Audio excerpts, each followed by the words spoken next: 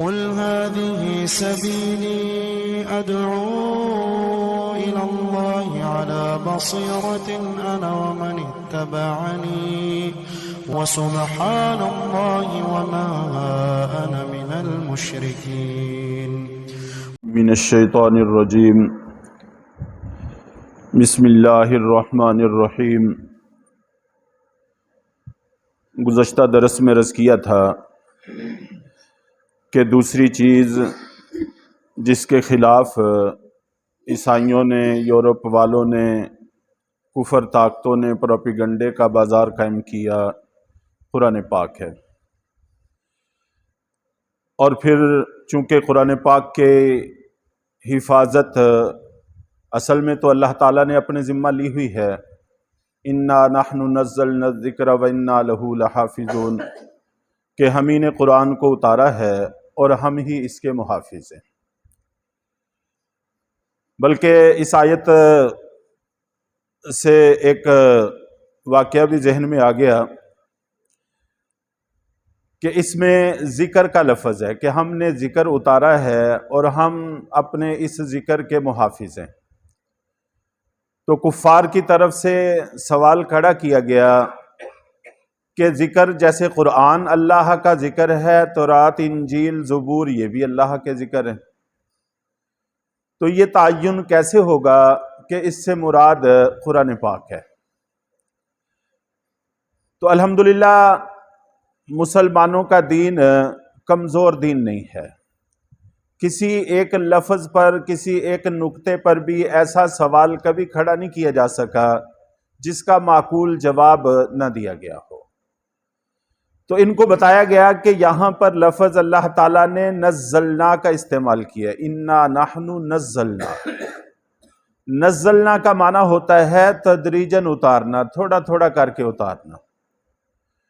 اور یہ بات مسلمہ ہے، طے شدہ ہے کہ باقی جتنی بھی کتابیں ہیں وہ ایک ہی دفعہ لکھی لکھائی دی گئی ہیں، اللہ کی طرف سے لکھی لکھائی دی گئی ہیں۔ حضرت موسیٰ علیہ السلام کے حوالے سے بڑی تفصیل سے پیچھے گزرا کہ سونے کی تختیوں پر لکھی ہوئی تورات پوری کی پوری حضرت موسیٰ علیہ السلام کے حوالے کر دی گئی تھی، اور وہ لے کر اپنی قوم کے پاس آئے تھے اور قوم نے اس کو ماننے سے انکار کیا تھا۔ یہ بڑی تفصیل کے ساتھ پہلے گزر چکا ہے۔ تو تورات، انجیل، زبور وغیرہ کے بارے میں جہاں پر بھی لفظ استعمال ہوا ہے وہ انزلنا استعمال ہوا ہے، نزلنا استعمال نہیں ہوا۔ انزلنا کا معنی ہوتا ہے ایک ہی دفعہ اتارنا۔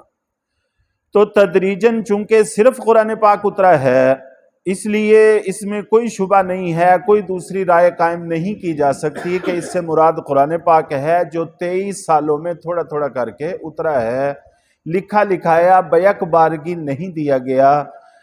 تو بہرحال اللہ تعالیٰ نے ذمہ داری لی ہے۔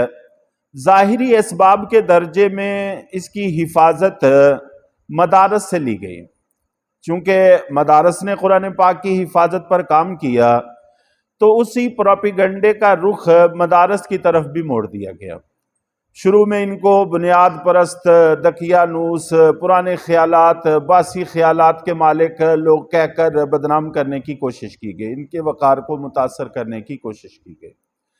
پھر اس کے بعد دہشت گردی کا لفظ ایجاد ہوا تو یہ مدارس پر تھوپ دیا گیا۔ تو یہ زمانہ بھی اہل مدارس نے بڑے تحمل کے ساتھ، صبر اور استقلال کے ساتھ گزارا۔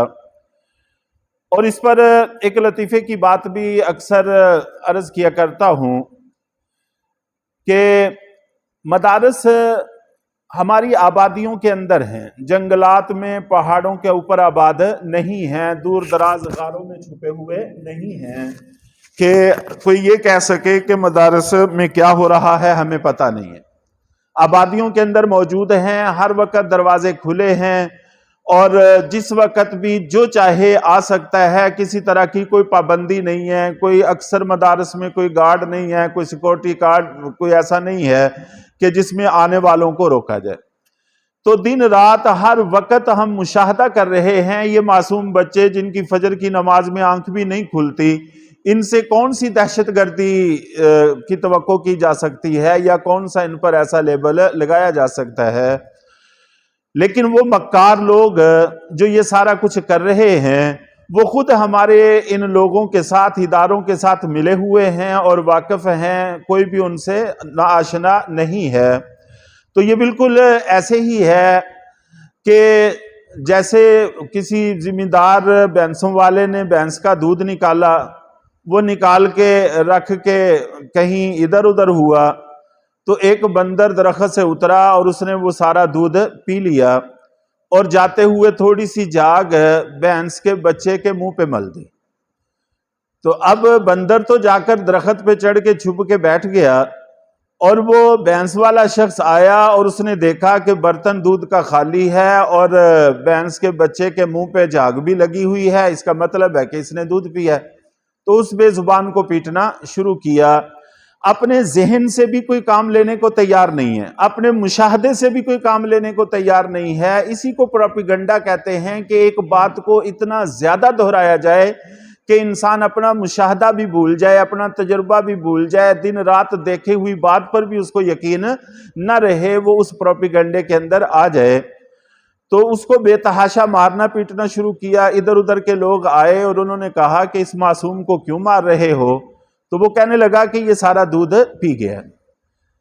تو انہوں نے برتن کو دیکھا، جانور کو دیکھا کہ برتن کے منہ کے اندر تو اس کا منہ جا ہی نہیں سکتا، یہ کیسے وہ دودھ پی سکتا ہے؟ وہ چھوٹا سا منہ ہے اس کا، اس کے اندر اس کا منہ جاتا نہیں، تو پھر ظاہر ہے کہ یہ اس میں سے دودھ بھی نہیں پی سکتا۔ کہتے یہ بات تو مجھے بھی سمجھ میں آتی ہے، لیکن اس کے منہ کو چونکہ جاگ لگی ہوئی تھی اس لیے یقیناً اسی نے پیا ہے، اور اس مکار بندر کو کوئی نہیں جانتا جو پیٹ بھر کے اب اس کی حماقت کا مشاہدہ کر کے لطف اندوز ہو رہا ہے۔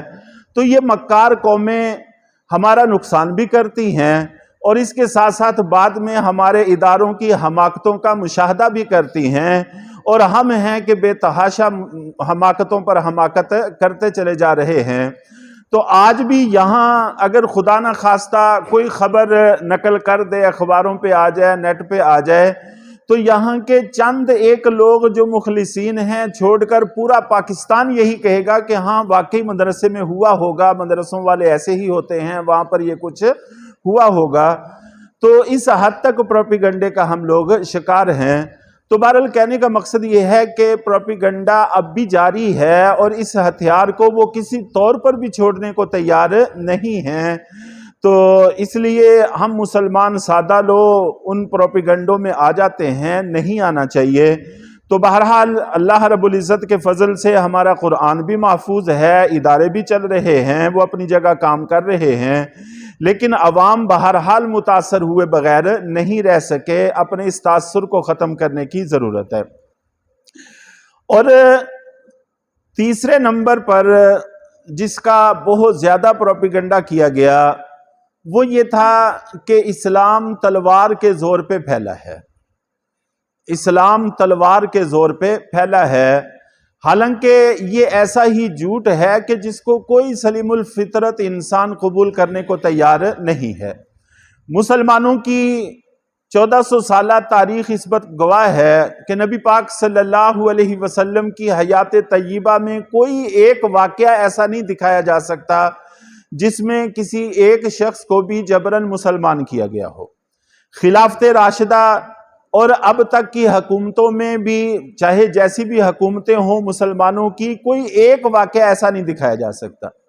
خود ہمارے پاک و ہند میں یہاں 800 سال تک کابل سے لے کر برما تک مسلمانوں کی حکومت رہی ہے، تو باوجود اس کے کہ یہ علاقہ پروپیگنڈے کا مرکز رہا ہے اور انگریز کا تسلط بھی رہا ہے، اور میڈیا بھی اب تک انہی کے قبضہ میں ہے، انہی کے تسلط میں ہے، ایک من گھڑت واقعہ بھی نہیں دکھایا جا سکتا کہ فلاں موقع پر فلاں شخص کو جبراً کلمہ پڑھایا گیا تھا اور اس کو جبراً مسلمان کیا گیا تھا۔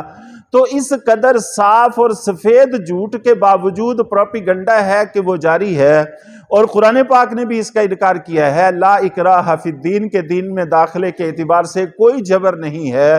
جب قرآن پاک نے ہم مسلمانوں کو یہ کہہ دیا ہے تو پھر ظاہر ہے کہ مسلمان اس کے خلاف کیوں کر سکتے ہیں۔ اس پر انشاءاللہ کچھ باتیں کل عرض کر کے پھر آگے چلیں گے۔ اللہ تعالی ہم سب کو ان مکار طاقتوں کے اصل چہرے سے آگاہی عطا فرما